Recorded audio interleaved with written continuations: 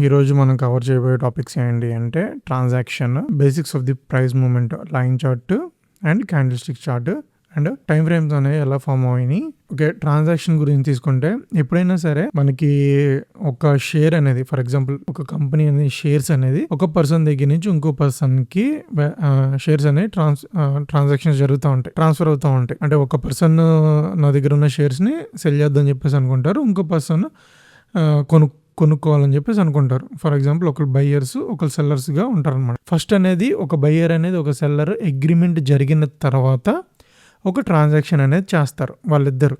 ఒక ట్రాన్సాక్షన్ చేయాలంటే ఖచ్చితంగా బయ్యర్ అనే పర్సన్ ఉండాలి, సెల్లర్ ఉండాలి. వీళ్ళిద్దరు ఉంటేనే ట్రాన్సాక్షన్ అనేది జరుగుతుంది. ఓకే, సో వీళ్ళిద్దరు ఒక ప్రైస్కి ట్రాన్సాక్షన్ చేద్దాం అని చెప్పేసి ఫిక్స్ అవుతారు అనమాట. సో వాళ్ళు చేసిన ట్రాన్సాక్షన్ అనేది మన ఇప్పుడు NSE BSE ఉన్నాయి కదా, అక్కడ ఆ ట్రాన్సాక్షన్ జరిగిన తర్వాత వాళ్ళు ఆ ట్రాన్సాక్షన్ రికార్డ్ చేస్తారు అనమాట. సో ట్రాన్సాక్షన్ లో చాలా కాలమ్స్ ఉండే, ఆస్క్ అని, బిట్ అని, లేకపోతే వాల్యూమ్ అని, ఎన్ని కాంట్రాక్ట్స్ అని, లొకేషన్ అని కూడా ఉంటుంది, IP అడ్రస్ కానీ సంథింగ్ అన్ని డీటెయిల్స్ అన్ని ఉంటాయి. కానీ మెయిన్ గా వచ్చే ఆ కాంట్రాక్ట్ లో మనకి ఆ పారామీటర్స్ అన్ని పక్కన పెట్టేసి మెయిన్ 2 పారామీటర్స్ మాత్రమే మన కన్సిడరేషన్ లోకి తీసుకుంటే మనం చూసే ఫ్రంట్ ఎండ్ డివైసెస్ ఏదైనా సరే, మనం చూసే చార్ట్స్ కానీ లేకపోతే ట్రేడింగ్ వ్యూ కానీ ఏదైనా సరే, ఆ ట్రాన్సాక్షన్ లో జరిగేది అంతా పక్కన పెట్టేసి ఓన్లీ 2 పారామీటర్స్ మాత్రమే మన కన్సిడరేషన్ లోకి తీసుకుంటాయి. అవేంటి అంటే price, time. Okay, sellers name, buyers name, price, time.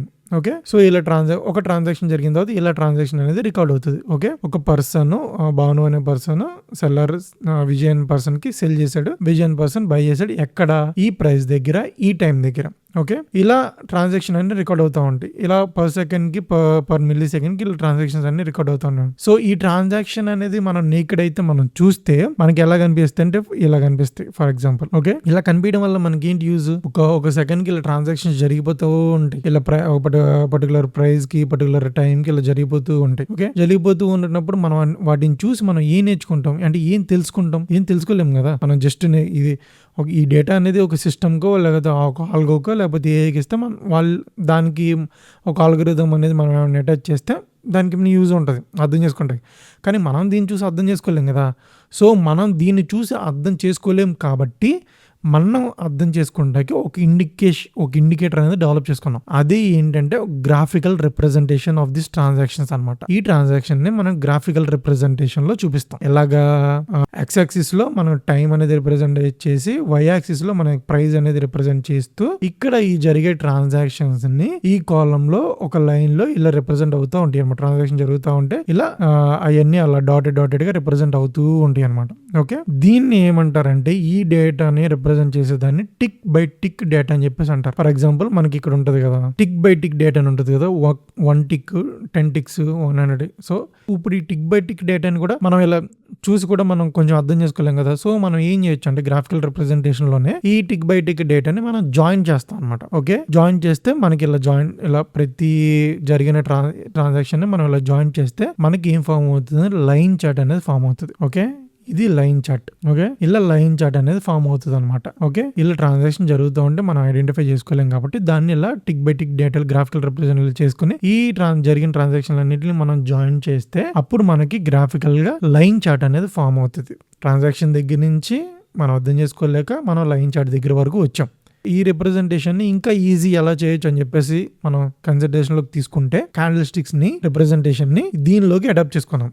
ఇది ఏం చేస్తుందంటే ఇప్పుడు ఈ లైన్ చార్ట్ ఉంది కదా, ఈ లైన్ చార్ట్ ని పర్ టైం బేస్డ్ కింద డివైడ్ చేస్తుంది. ఫర్ ఎగ్జాంపుల్ ఇక్కడ ఇలా డివైడ్ చేసాం కదా, ఇది 1 డే అనమాట. ఓకే, ఇది 1 డేలో జరిగిన ట్రాన్సాక్షన్ ని కలుపుకుంటూ వచ్చిన లైన్ చార్ట్ అనమాట. ఇది 1 డే, ఇది 1 డే. ఓకే, ఇప్పుడు ఏం చేస్తుంది అంటే ఇది ఫర్ ఎగ్జాంపుల్ ఇక్కడ ఈ పర్టికులర్ డే లో జరిగిన హైయెస్ట్ ట్రాన్సాక్షన్, లోయెస్ట్ ట్రాన్సాక్షన్, ఈ ట్రాన్సాక్షన్ ఓపెన్ ఎక్కడైంది, క్లోజ్ ఎక్కడైంది పర్టికులర్ డే లో. ఓకే, అది రిప్రజెంట్ చేస్తాం అనమాట. ఓకే, ఈ పర్టికులర్ డే లో జరిగిన హైయెస్ట్ ట్రాన్సాక్షన్ ఎక్కడైతే జరిగింది ఇక్కడ లైన్ చార్ట్ ప్రకారం ఇక్కడ. ఓకే, అండ్ ఇది లోయెస్ట్ ట్రాన్సాక్షన్. ఓపెన్ ఎక్కడైంది? 950 తీసుకుంటే ఇది ఓపెన్ అండ్ క్లోజ్ ఎక్కడ? అండ్ ఇది క్లోజ్. ఓకే, ఇవి ఇంపార్టెంట్ థింగ్స్ అనమాట మనం కన్సిడరేషన్ లోకి తీసుకోవాల్సింది. అంటే ప్రతిదీ చూడకుండా ఇంకా సింప్లిఫై ఎలా చేయాలని చెప్పేసి మనం జపనీస్ క్యాండిల్ స్టిక్స్ ని మనం అడాప్ట్ చేసుకున్నాం అనమాట. ఈ క్యాండిల్ స్టిక్స్ మనకి ఏమేమి రిప్రజెంట్ చేస్తాయి అంటే OHLC అంటారు. ఓకే, ఇప్పుడు మనం దీన్ని ఒకసారి డే టైం ఫ్రేమ్ లో చూసుకుందాం. ఇక్కడ క్యాండిల్ స్టిక్స్ లో ఒకసారి క్యాండిల్ స్టిక్స్ లో చూద్దాం. ఓకే, క్యాండిల్ స్టిక్స్ లో డైలీలో క్యాండిల్ స్టిక్స్ లో పెడితే మనకి వచ్చిందా, ఓపెన్ ఇక్కడ అయింది, క్లోజ్ ఇక్కడ అయింది, లో అనేది ఇది, హై అనేది ఇది. ఇప్పుడు మనకి ఇందాక మార్క్ చేసినప్పుడు మనకి హై అనేది ఇక్కడ మార్క్ చేసాం కదా, ఈ కొంచెం పైకి వచ్చింది కదా, ఈ లో అనేది ఇక్కడ మార్క్ చేసాం కదా, కొంచెం కిందకి వచ్చింది కదా, ఇది గుర్తు పెట్టుకోండి. ఒకసారి మాట్లాడదాం. ఓపెన్ ఎక్కడ అయింది, ఓపెన్ వచ్చేసి ఇక్కడ, దిస్ ఇస్ ఓపెన్, లో వచ్చేసి ఇదే కదా, లో, this is high, and close ఎక్కడ ఉంది, దిస్ ఇస్ క్లోజ్. ఓపెన్, లో, హై, క్లోజ్. ఇది కదా హై అని అనుకుంటారు, అదే హై యాక్చువల్లీ, ఇది హై కాదు. కానీ నేను చెప్తాను ఒకసారి, చిన్న కన్ఫ్యూజన్ ఉంటుంది లైన్ చార్ట్ కి. నేను దీనికి ఎప్పుడైతే టైం అయితే ఇంట్రడ్యూస్ అయిందో, టైం అనేది ఇంట్రడ్యూస్ చేసిన తర్వాత మారుద్ది అది, ఎందుకంటే మనం తీసుకుని టిక్ బై టిక్ డే కాదు కదా. ఓకే, ఎక్స్ప్లెయిన్ చేస్తాను అది కూడా. ఓకే, ఒకసారి candles, green colour candles, red colour candles ఎలా ఫామ్ అవుతాయి ఒకసారి చూద్దాం. Close is greater than open, అప్పుడు గ్రీన్ క్యాండిల్స్ అనేవి ఫామ్ అవుతాయి. Close is less than open, అప్పుడు రెడ్ క్యాండిల్స్ అనేవి ఫామ్ అవుతాయి. సో క్యాండిల్స్ లో గ్రీన్ ఎలా ఫామ్ అవుతుంది, రెడ్ ఎలా ఫామ్ అవుతుంది అన్న విషయం అర్థమైంది కదా. ఓకే, నెక్స్ట్ ఇప్పుడు హై లో మనకి ఎందుకు డిఫరెన్స్ వస్తుందని చెప్పేసి అంటే, మనకి హైలో డిఫరెన్స్ ఎందుకు వస్తుందంటే, ఎందుకంటే ఇది లో యాక్చువల్లీ, ఇది హై. మనకి డిఫరెన్స్ ఎందుకు వస్తుందంటే, మనం తీసుకుంది ఇక్కడ లైన్ చార్ట్ గీసుకున్నప్పుడు మనం తీసుకుంది టిక్ బై టిక్ డేటా కదా. మనం 5 minutes ఆల్రెడీ లైన్ చార్ట్ లో 5 minutes తీసుకున్నాం. మనకి టిక్ బై టిక్ డేటా తీసుకుంటే ఇలా ప్రతి పాయింట్ టచ్ చేసి నీకు లైన్ అనేది ఫామ్ అవుతుంది అనమాట. ఫర్ ఎగ్జాంపుల్ ఇలా తీసుకోండి. సో లైన్ ఇలా హై వెళ్ళింది కదా, ఇలా హై వెళ్ళిన తర్వాత ఇక్కడ క్లోజ్ ఉంది. ఓకే, 5 minutes అయ్యే వరకు లైన్ చార్ట్ ఇలా కనిపిస్తుంది మీకు line chart. Okay, line chart ఇలా కనిపించి 5 minutes అయిపోయిన తర్వాత ఇలా క్లోజ్ అవుతుంది అనమాట. ఓకే, ఇలా క్లోజ్ అయ్యి అప్పుడు ఇలా 5 minutes అయ్యే వరకు ఇలా తిరుగుతూ ఉంటుంది. ఓకే, దాని తర్వాత క్లోజింగ్ అనేది 5 minutes అయిన తర్వాత క్లోజ్ అనేది ఇలా చూపించదు అనమాట. అది జరిగింది ఇక్కడ. ఓకే, అంటే ఏంటి, లైన్ చార్ట్ అనేది క్లోజింగ్ మాత్రమే చూపిస్తుంది. ఓకే, లైన్ చార్ట్ అనేది క్లోజ్ మాత్రమే చూపిస్తుంది, హై లో అనేది చూపించదు అనమాట. అదే ది బిగ్గెస్ట్ అడ్వాంటేజెస్ మనం క్యాండిల్ స్టిక్స్ వాడటం వల్ల. ఓకే, ప్రైస్ అనేది పైకి వెళ్ళింది, మనకి లైన్ చార్ట్ లో టిక్ బై టిక్ డేటా చూసినప్పుడు మనకు అర్థమవుతుంది. ఓకే, ఇక్కడ క్లోజ్ అయిందన్న విషయం. కానీ line chart per time base చూసుకుంటే లైన్ చార్ట్ ఇలా వెళ్ళి 5 minutes కానీ క్లోజ్ అనేది ఇక్కడ అయిపోతుంది కాబట్టి ఇది అనేది చూపించదు అనమాట లైన్ చార్ట్ లో. అది disadvantage compare to candle sticks. Line chart లో డిసడ్వాంటేజ్ ఏంటి, ప్రైస్ పైకి వెళ్ళినా సరే లైన్ చార్ట్ అనేది క్లోజింగ్ మాత్రమే చూపిస్తుంది అనమాట, హై చూపించదు. ఓకే, అర్థమవుతుంది అనుకుంటున్నాను. అందుకే క్యాండిల్ స్టిక్స్ వాడతాం మనం.